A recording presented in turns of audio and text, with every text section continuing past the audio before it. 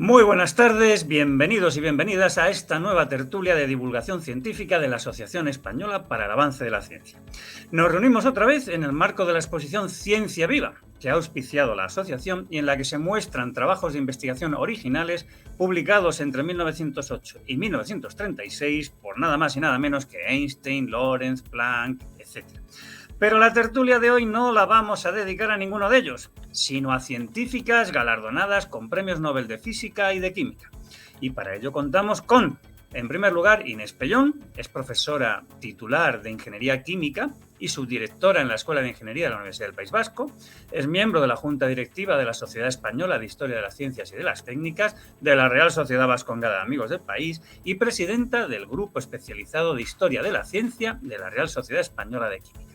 Contamos también con Paloma Fernández, que es catedrática de Ciencias de los Materiales e Ingeniería Metalúrgica en la Facultad de Ciencias Físicas de la Complutense, que ha sido presidenta de la Sociedad Española de Materiales y la Federación Europea de Sociedades de Materiales, dirigiendo en la actualidad el Grupo de Física de Nanomateriales Electrónicos de la Complutense. Y en tercer lugar, Belén Barroeta, que es comunicadora científica en el Grupo BioE de la Universidad de Alcalá e IMDEA Agua, que está especializada en electromicrobiología y sus aplicaciones medioambientales y que además es miembro de la Sociedad Internacional de Electroquímica y Tecnología Microbiana, ISMET, y de la Asociación Española de Comunicación Científica. Inés, Paloma, Belén, sed muy bienvenidas. Y empezamos con Inés.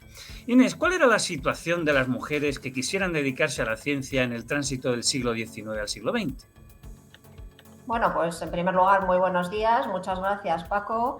Y lo primero que tenemos que decir es que hay que tener en cuenta que a finales del siglo XIX y principios del XX tuvo lugar una profunda convulsión en Europa a raíz de la industrialización, porque se produjeron importantes adelantos científicos y tecnológicos que transformaron el mundo y empezaron a conformar el estilo de vida que hoy conocemos. Pero ello no supuso que las mujeres se pudieran dedicar con facilidad al cultivo de las ciencias y las técnicas, a pesar de que durante los siglos XVI, XVII y XVIII nos consta que existieron varias que lo hicieran. Y esto también fue gracias a una privilegiada posición social y a la ayuda de sus padres, hermanos, maridos o incluso hijos. Durante la primera mitad del siglo XIX, ser mujer continuaba siendo un impedimento grande para poderse dedicar a la ciencia y a la tecnología, aunque esta situación mejoró a mediados de la centuria porque aumentaron las oportunidades de educación para ellas. Por poner un ejemplo, en Londres se fundaron varias escuelas de educación secundaria femeninas a partir de 1850 y las primeras universidades británicas, ojo, solo para mujeres, se crearon en Cambridge en 1869 y 1871 y en Oxford en 1879. Las investigaciones actuales sobre la historia de las mujeres en ciencia y tecnología han localizado a más de 70 mujeres que cultivaron estas áreas desde la Edad Media hasta 1900, a pesar de que no podían estudiar con facilidad una carrera universitaria, ni el doctorado, ni, por supuesto, dedicarse a la docencia y ser profesoras universitarias. Muy bien, Paloma. Los premios Nobel de Física y Química empezaron a concretarse y concederse en 1901. En 1902 el galardonado fue Max Planck en física y en 1903 María Sklodowska-Curie. Pues sí, bueno, muchas gracias, buenos días. Muchas gracias por esta invitación. Y sí, efectivamente, fue uno de los primeros premios Nobel que se concedió a María Sklodowska-Curie. Y bueno, de todas maneras, hablando de las mujeres que han conseguido premios Nobel en física y en química, tampoco da para mucho rato porque han sido ciertamente muy pocas. En el caso de Marie Curie, en cierta manera casi se podría hablar de un caso de serendipia. Más o menos por esa época, Becquerel estaba investigando, bueno, ya desde hace unos poquitos años, estaba investigando sobre una radiación un tanto misteriosa por aquella época, que, bueno, pues se llamaba rayos X porque era misteriosa. Esta radiación había sido descubierta un poquito antes por Röntgen y, de hecho, la primera radiografía que se conserva, la primera imagen de rayos X que se conserva es una mano de la esposa de Röntgen que llevó nada menos que un cuarto de hora de exposición. O sea que no nos quejemos ahora de las radiografías actuales. Bueno, pues como decía, cuando Becquerel estaba investigando sobre los rayos X, resultó que por pura chiripa una placa fotográfica que estaba en contacto con unas sales de uranio quedó impresionada. bueno, resultó que eso no eran rayos X, sino que era otro tipo de radiación que también era desconocida hasta entonces, pero a partir de ahí se aceleraron un poco, se ganó interés los trabajos por todo este tipo de radiaciones extrañas que estaban observando. Los Curie empezaron a analizar diferentes materiales y observaron que la radiación emitida era distinta en distintos materiales, como por ejemplo el uranio, la pezblenda, que es el mineral del uranio, la uraninita, y de ahí dedujeron que había una serie de sustancias que eran sustancias radiactivas, que eran distintas del uranio, y también les permitió descubrir diferentes elementos químicos desconocidos hasta entonces. Algunos de ellos más radiactivos que el uranio, por ejemplo el polonio, por ejemplo el radio, eran más radiactivos.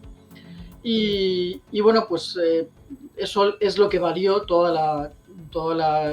el reconocimiento de los premios Nobel. En cuanto a Marie Curie, antes de finalizar sus estudios en París, bueno, como decía antes Inés, el acceso a la ciencia de las mujeres era cualquier cosa menos fácil. Entonces, Marie Curie estudió en una universidad que es una universidad clandestina, que de hecho se llamaba la Universidad Flotante de Varsovia, porque, bueno, pues no estaba en ningún sitio fijo, porque, como digo, era una universidad prácticamente clandestina. Después fue la primera mujer que ocupó una cátedra en la Universidad de París. Por supuesto, hizo una labor científica muy importante, pero además fue directora del Servicio de Radiología de la Cruz Roja Francesa y creó el primer centro de radiología militar. Pensar en los años que estamos, es decir, que estamos en plena Primera Guerra Mundial, y entonces en plena Guerra Mundial diseñó lo que hoy llamaríamos unidades móviles de radiología, de tal manera que dotaba a los médicos del frente de unas herramientas muy adecuadas para que de una manera rápida pudieran hacer diagnósticos de las lesiones de los heridos e intentar tratarlas de la mejor manera posible. Bueno, lamentablemente en esa época todo lo que era la radiación parecía mágico, pero no se tenía ninguna noción de lo peligroso que podía ser, y entonces durante toda su vida trabajaron en unas condiciones pésimas desde el punto de vista de la seguridad y la protección. A partir de 1903, o sea, justo cuando les dieron el premio Nobel, empezaron a sufrir montones de dolencias que en ese momento no se sabía de dónde venían, que de hecho en ningún momento se asociaron a la radiación, solo se han asociado a la radiación en tiempos modernos. Y curiosamente, en un punto de los Curie no acudieron a Suecia a recoger el galardón porque decían que tenían mucho trabajo. Además, a Pierre no le gustaban las ceremonias, pero además también estaba cada vez más enfermo. Bueno, como se decía antes, Marie Curie recibió el premio Nobel en el año 3 junto a Becker y Pierre Curie. Y cabe decir, de nuevo, no era tan fácil para las mujeres, que esta no era la primera opción para la Academia Sueca, que inicialmente dudó en reconocer a Marie precisamente porque era mujer. Lo que ocurrió es que en ese momento Pierre Curie dijo, pues o le concedéis también el premio a Marie o yo renuncio a él. Y eso convenció a la Academia. Muchas gracias. Belén, Pierre Curie realmente falleció muy poco después, en 1906. Y en 1911, Marie, que ya llevaba tiempo investigando en solitario, se convirtió en la primera mujer en recibir un premio Nobel de Química y la primera y única persona en recibir los dos premios, de Física y de Química, ¿verdad? Sí, como ha señalado, falleció de forma repentina y trágica en abril de 1906, Pierre Curie, atropellado por un carruaje, sufrió unas gravísimas heridas y esto supuso un duro golpe para Marie, pero también fue una inflexión decisiva en su carrera. Hay que señalar que Marie, además, y aquí vamos a ver una línea en todas las mujeres que se dedican a la ciencia y que han sido además galardonadas con el Nobel, ella se dedicaba a la familia y a la investigación, lo cual era absolutamente agotador. En ese momento decidió dedicar todas las energías a completar sola el trabajo que habían emprendido, que como ha señalado Paloma, ya habían aislado el polonio. Y Pierre lo había bautizado así en honor al origen de Marie y su país de origen. En diciembre de 1898 ya habían descubierto un segundo elemento al que llamaron rayo por la fuerza que observaron en él. Y para demostrar a una comunidad científica muy escéptica que los elementos eran nuevos, los Curie, como ya ha relatado Paloma, también tuvieron que aislarlos. Marie tardó más de 3 años en aislar una décima parte de 1 gramo de cloruro de radio puro y nunca logró aislar el polonio debido a su vida media muy corta, que es de 138 días. Cuando en 1911 Marie Curie recibió el Premio Nobel de Química por el descubrimiento del polonio y el aislamiento del radio puro. Y en 1914 vio finalizado el edificio de los laboratorios del Instituto del Radio en París. Fue la primera mujer, además, que pudo ser profesora en la universidad en París. Y durante la Primera Guerra Mundial, en estos años, ya con la ayuda de su hija Irene, desarrolla el uso de la radiografía. El Instituto del Radio se convirtió en un centro universal muy prestigioso de física y química nucleares que ha llegado hasta nuestros días. Y consolidada como científica de prestigio y desde 1922 miembro de la Academia de Medicina, se dedicó en todo su esfuerzo investigador al estudio de la química, de las sustancias radiactivas y las aplicaciones médicas de estas sustancias que llegan hasta nuestros días. Como anécdota, debo reconocer que en la exposición tenemos un artículo de María Sklodowska-Curie, pero que no firma con ese nombre. Lamentablemente es de 1932 y todavía firma como la señora de Pierre Curie, Madame de Pierre Curie. Inés, tras los premios de María Sklodowska-Curie se produce un vacío. No hay ninguna mujer premiada ni en física ni en química hasta que en 1935 se concede el premio al matrimonio Joliot-Curie. Pues sí, Paco, efectivamente. Hay que indicar pues, que Irene Joliot-Curie nació en París en 1897, que era la hija mayor de Marie y de Pierre Curie, y finalizó sus estudios de secundaria en una escuela independiente en el centro de París e ingresó en la Facultad de Ciencias de la Universidad de la misma ciudad en octubre de 1914. Ese mismo año comenzó la Primera Guerra Mundial y durante ella ayudó a su madre en el ejército, como ha comentado Paloma, con unas ambulancias radiológicas llamadas Petit Curies. Al finalizar la guerra continuó trabajando con ella en el Instituto de Radio de París, posteriormente conocido con el nombre de Instituto Curie. Y mientras ella era estudiante de doctorado, coincidió con un joven ingeniero químico llamado Frédéric Joliot, a quien ella instruyó sobre las técnicas de laboratorio de precisión requeridas para la investigación radioquímica, y se enamoraron. Irene defendió su tesis en 1925 y en 1926 se casó con Frédéric. Ambos adoptaron el apellido conjunto Joliot-Curie y tuvieron 2 hijos. Fueron reconocidos con el Premio Nobel de Química en 1935 precisamente por descubrir la radioactividad artificial. Activa antifascista y feminista, Irene fue una de las 3 primeras mujeres en formar parte del gobierno francés al ser nombrada subsecretaria de Estado para la Investigación Científica por el Frente Popular en 1936. Y para hacernos una idea de la sociedad en la que le tocó vivir, hay que indicar que las mujeres no pudieron votar en Francia hasta 1944, más tarde que en España, por cierto. Paloma, si no he echado mal las cuentas, tuvimos que esperar hasta 1963, 60 años, para que otra mujer consiguiera el Premio Nobel de Física. ¿He echado bien las cuentas o me he equivocado? Sí, has hecho las cuentas perfectamente, Paco.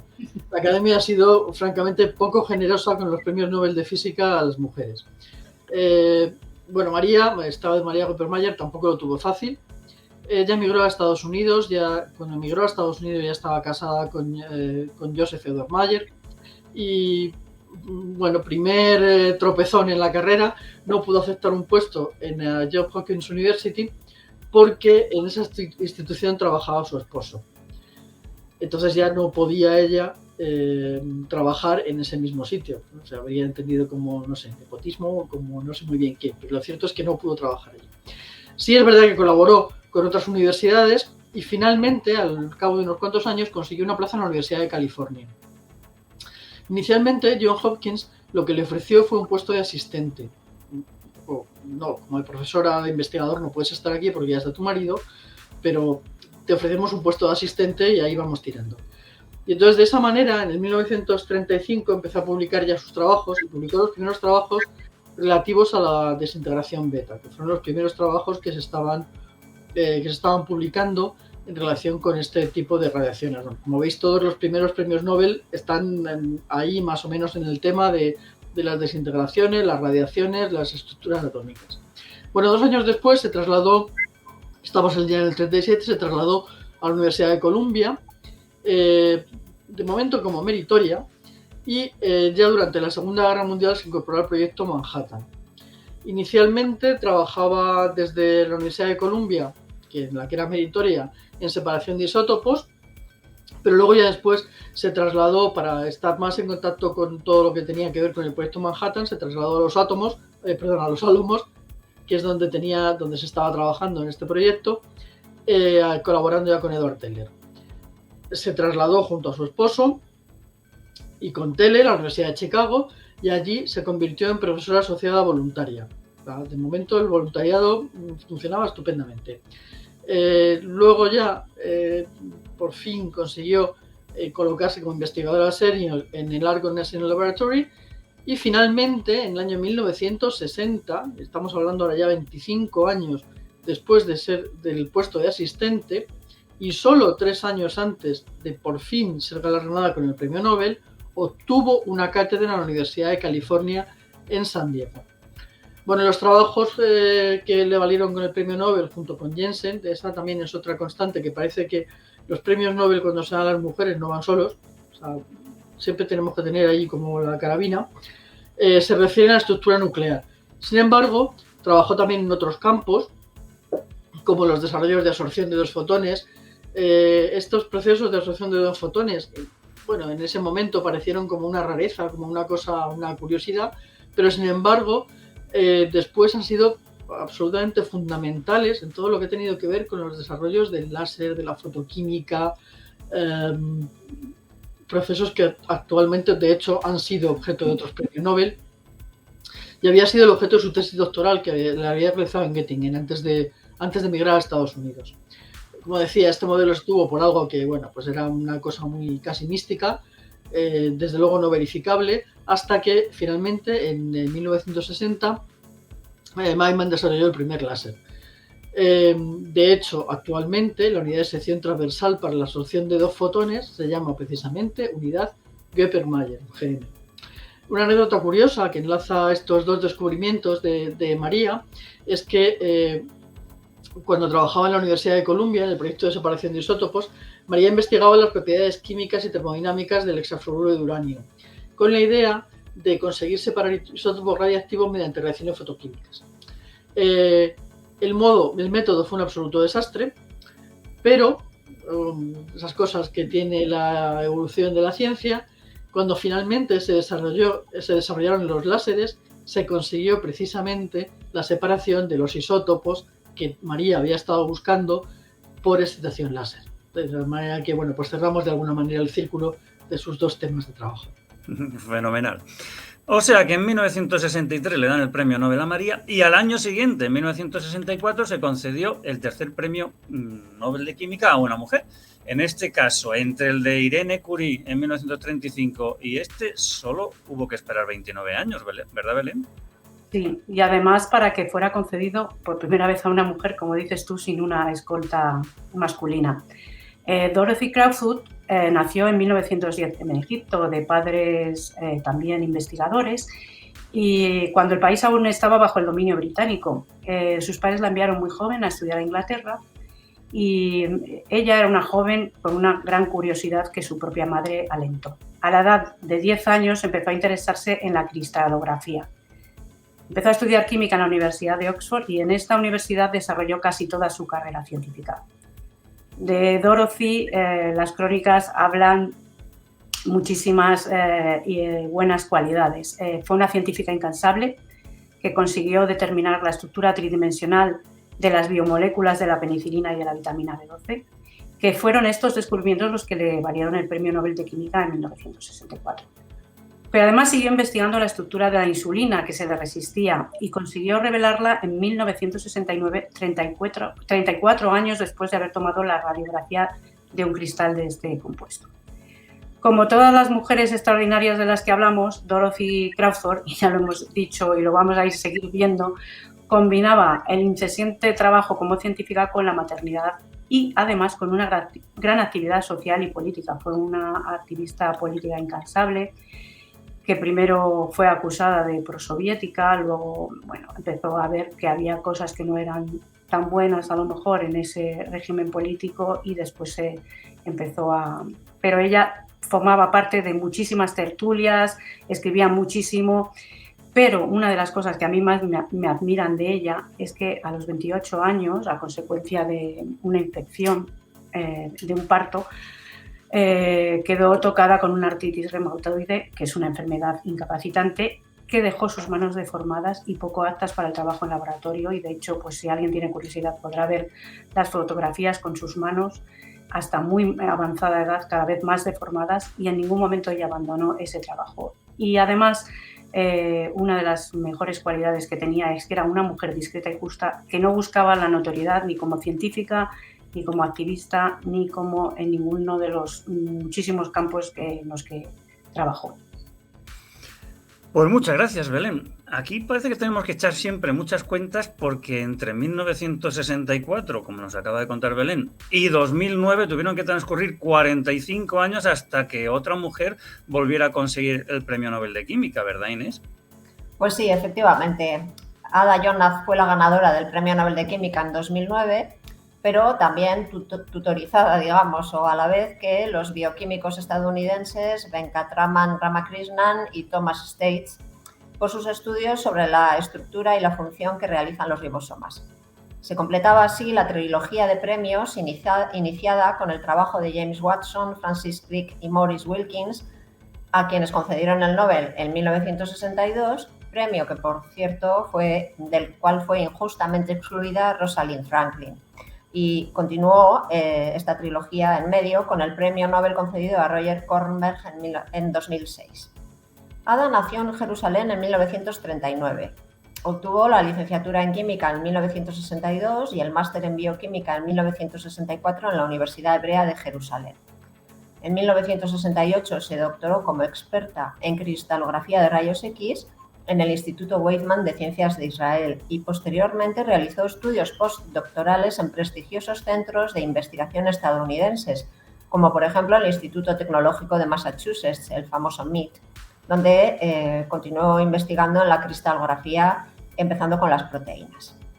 Sus trabajos fueron pioneros en la determinación de las formas de actuación de más de una docena de familias de antibióticos, abriendo así el camino para el desarrollo de otros antibióticos nuevos que actuasen específicamente sobre el ribosoma de los agentes patógenos, evitando el problema de la resistencia, lo cual facilita la creación de métodos mucho más eficaces para la curación de enfermedades.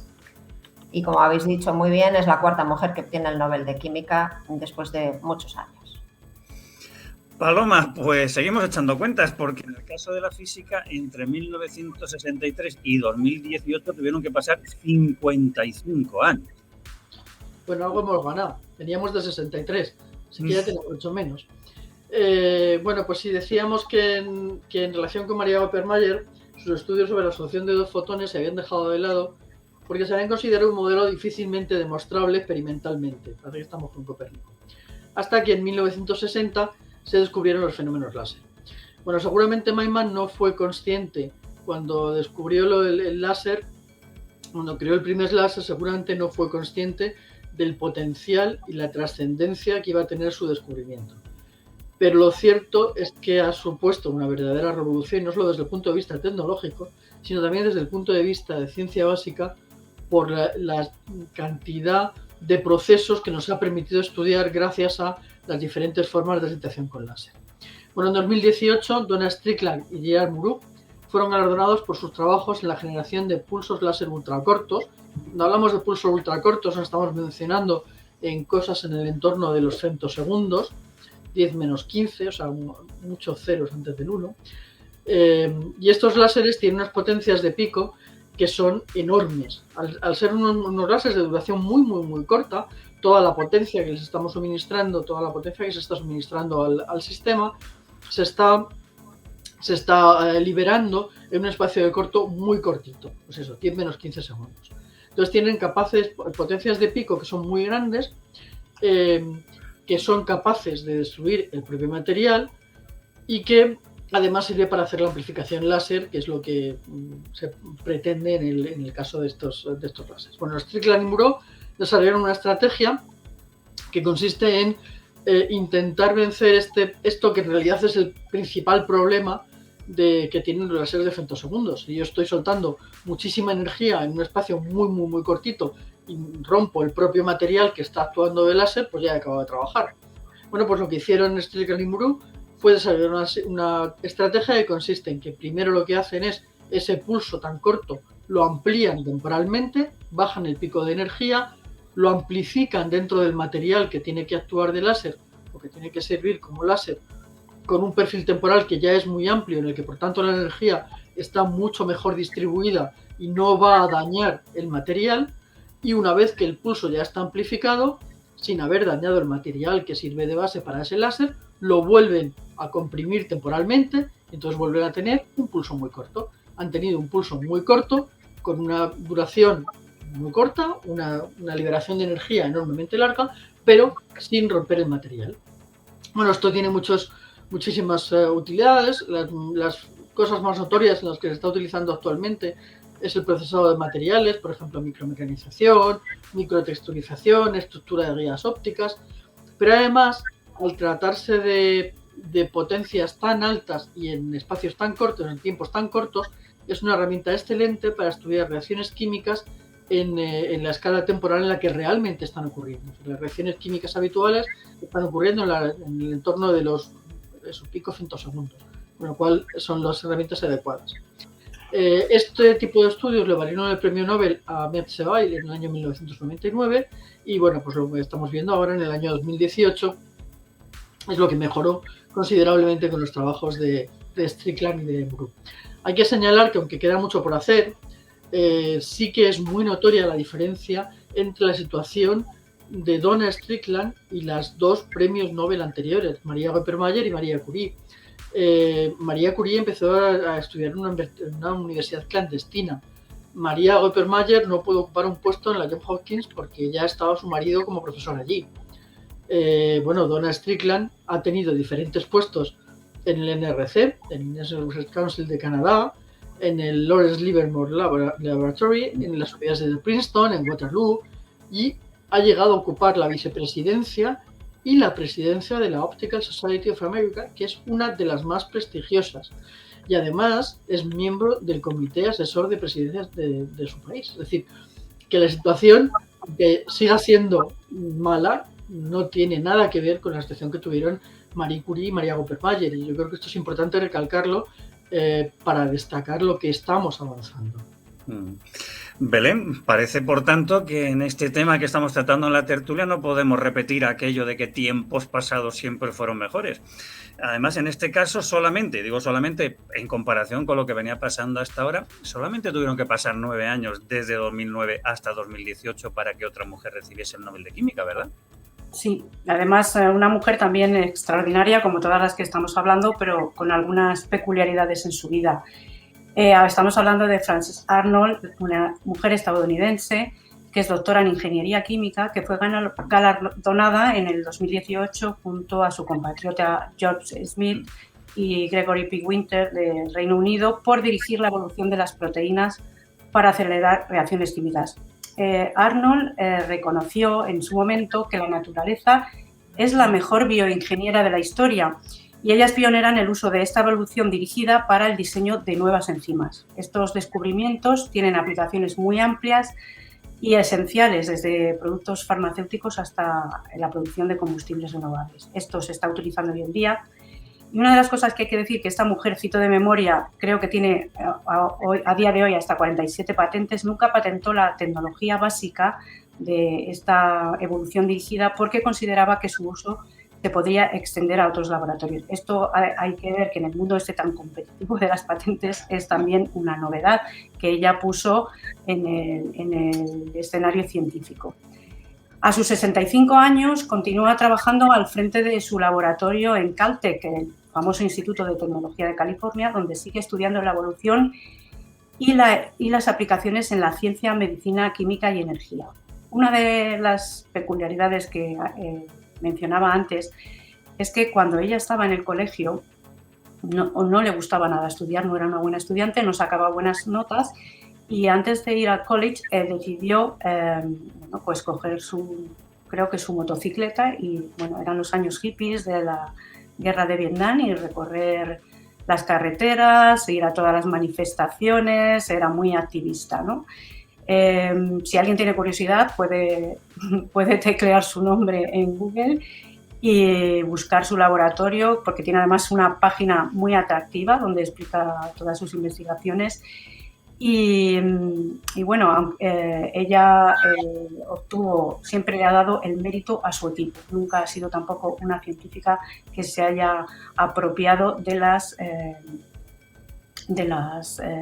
los méritos ajenos, y siempre ha reconocido que si no hubiera sido por el equipo que formó junto a Smith y Winter, no hubiera podido hacer su trabajo. Bueno, la verdad es que estáis haciendo un esfuerzo de síntesis tremendo, porque claro, resumir en poco más de 2 minutos las contribuciones de estas mujeres extraordinarias, pues es singular, ¿no? Pero tenemos que ir terminando, y lo vamos a hacer con un panorama de galardonadas muy, muy actual. Inés, te toca, porque en 2020 se concedió el Nobel de Química a 2 mujeres, aunque quedase fuera un español que podía haberlas acompañado y darnos nuestro primer premio Nobel de Química, ¿verdad? Pues efectivamente fueron la investigadora francesa Emmanuelle Charpentier y la estadounidense Jennifer Doudna quienes fueron galardonadas con el Premio Nobel de Química en 2020 por el desarrollo de una de las herramientas más afinadas de la tecnología genética, las tijeras genéticas llamadas CRISPR/Cas9. Con ellas, los investigadores pueden cambiar el ADN de animales, plantas y microorganismos con una precisión extraordinariamente alta. Esta tecnología ha tenido un impacto revolucionario en las ciencias de la vida, está contribuyendo a crear nuevas terapias contra el cáncer y quizás puede hacer realidad el sueño de curar enfermedades hereditarias. Como muy bien has comentado, Paco, este Nobel tiene un lado oscuro. El científico español Francis Mojica de la Universidad de Alicante fue quien introdujo el término CRISPR y describió en los años 90 las secuencias repetidas CRISPR en arqueas de las salinas de Santa Pola. Más tarde descubrió que secuencias similares estaban muy extendidas en los organismos procariotas y coincidían con el material genético de los fagos, que son los virus que infectan bacterias, planteando que estas repeticiones eran parte de un sistema inmunológico microbiano. Sin embargo, hay que decir que fueron Charpentier y Doudna quienes lograron recrear las tijeras genéticas de las bacterias en un tubo de ensayo y simplificaron sus componentes moleculares para que fueran más fáciles de usar. Y además, en un experimento que hizo historia, lograron reprogramar dichas tijeras genéticas y demostraron que podían controlarse para cortar cualquier molécula de ADN en un sitio predeterminado. Su uso, evidentemente, se ha disparado y esta herramienta ha contribuido a muchos descubrimientos importantes en la investigación básica que ya se están aplicando, como por ejemplo desarrollar cultivos que resisten al moho, a las plagas y a la sequía, cosa que es maravillosa. Paloma, este año 2020 fue el del comienzo de la pandemia, pero para el tema que estamos tratando, mujeres galardonadas con el Premio Nobel de Física o de Química, puede considerarse casi mágico, ¿no? Sí, vamos, es casi un milagro, vamos, después de periodos de 63 y de 55 años, que solo han tenido que pasar 2 años, la verdad que es milagroso. Bueno, ahora vamos al campo de la astrofísica. La parte oscura es que en el campo de la astrofísica es verdad que ninguna mujer lo había recibido antes, que es verdad que solo han transcurrido 2 años desde la anterior, y ahora la parte oscura es que, aunque ninguna mujer lo había recibido antes, hay unos cuantos ejemplos de mujeres que han sido de alguna manera ensombrecidas por la labor de sus colegas masculinos, en muchos casos sí receptores del premio Nobel, como por ejemplo en el caso de Jocelyn Bell Barnell, que descubrió junto con otros colegas los púlsares y sin embargo en el premio Nobel solamente se reconoció a los colegas masculinos y no a Jocelyn Bell Barnell. Aunque ella, bueno, en algún momento dijo, bueno, es que yo en ese momento era estudiante, claro, era muy joven, pero bueno, lo cierto es que la ignoraron por completo. Bueno, Andrea Ghez tuvo más suerte, tuvo mejor reconocimiento y aunque, de nuevo, con escolta, sí compartió el premio Nobel con Reinhard Genzel por los estudios del centro de la galaxia, de la Vía Láctea.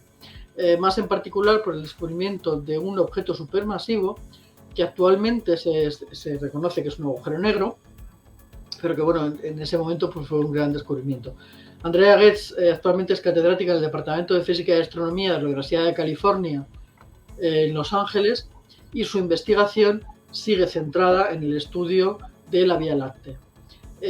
A través de, sobre todo, estudios cinemáticos de movimientos estelares y de dinámica estelar, para investigar la región, fundamentalmente la región central de la galaxia. En 2004 fue elegida miembro de la National Academy of Science y en 2012 por la APS, por la American Philosophical Society, y en 2019 fue reconocida Fellow de la American Physical Society. Perdón por usar el término Fellow, pero no hay un término que realmente exprese en castellano lo que sería, porque no es socio, sería socio distinguido quizá, no lo sé. Bueno, otro punto que también es de destacar de la labor de Andrea es su trayectoria de divulgación. Obviamente el panorama científico ha cambiado completamente desde principios del siglo XX hasta la actualidad, y en este momento todas las tareas de divulgación son francamente muy importantes y muy bien consideradas. Entonces, bueno, pues hay que reconocer que ha hecho una gran labor de divulgación, participando en documentales de la BBC, del Discovery Channel, del canal Historia, y de hecho hay un proyecto que se llama My Hero Project y ha sido reconocida como Science Hero. Así que, bueno, Andrea Goetz sí que ha tenido un buen reconocimiento a lo largo de su carrera. Belén, empezábamos la tertulia destacando las dificultades que tenían las mujeres al comenzar el siglo XX para convertirse en científicas. Y resulta que vamos a terminar con una situación totalmente distinta, porque es que en 2020, en 2020, se han concedido los premios Nobel de Física y de Química a 3 mujeres. Un cambio, ¿no? Pues sí, en efecto, el panorama es muy alentador, muy diferente. Hemos visto como desde no dejar estudiar a las mujeres, bueno, ni siquiera al principio en las universidades, o ser profesoras o catedráticas, hemos pasado a un panorama bastante alentador. Uno de los grandes obstáculos que hemos ido viendo y que hoy en día sigue presente es que hay que compaginar la labor investigadora con el cuidado de los hijos o familiar, en el caso de que no se tengan hijos. Siempre se pone el cuidado en la parte femenina. Un científico como un escritor o un artista lo era, y probablemente lo sigue siendo las 24 horas del día. Y aunque hoy en día la maternidad continúa cobrando un peaje a las investigadoras a lo largo de su carrera, en la etapa de la vida más productiva, no solo para el científico, sino cualquier persona que se dedique a la creación, poco a poco observamos una mayor igualdad, que es fruto, primero, de la educación y el avance de la sociedad, por fortuna, pero también de programas que están dando visibilidad a científicas olvidadas o ocultadas en la historia. Aquí quiero mencionar el blog y los libros de Marta Macho Stadler, una profesora de matemáticas del País Vasco, que está haciendo un gran esfuerzo recopilador. Bueno, y probablemente todos la conocéis porque es bien conocida, una persona extraordinaria. En nuestro país, las mujeres representan casi el 50% de las personas que se dedican a la ciencia y a la tecnología, que es uno de los más elevados en la Unión Europea. Esto, según la estadística oficial, creo que es exactamente el 49,3% en 2021. Y en los próximos años, cuando las generaciones nacidas en los primeros años de este siglo tomen el relevo, y que las tenemos en las universidades y en los centros de investigación formándose ya, observaremos con mucha naturalidad la concesión del Nobel a una mujer o a su equipo, sin tener que señalar que lo ha recibido una mujer o que lo ha recibido, o incluso señalar pues el componente femenino del equipo, ¿no? Entonces, bueno, pues yo creo que esto además lo vamos a ver recogido este año también en la nueva ley de ciencia y tecnología y en los programas que, bueno, pues lo vemos en las universidades, están llenas de mujeres y de hecho yo diría que son ya más del 50%. Al menos yo hablo por la parte que veo a diario. Pues Inés, Paloma, Belén, muchas gracias. Amigas y amigos de la Asociación Española para el Avance de la Ciencia, quedáis invitados a la próxima tertulia, en la que haremos nuevas incursiones histórico-científicas. Hasta entonces. Muchas gracias. Muchas gracias. Gracias.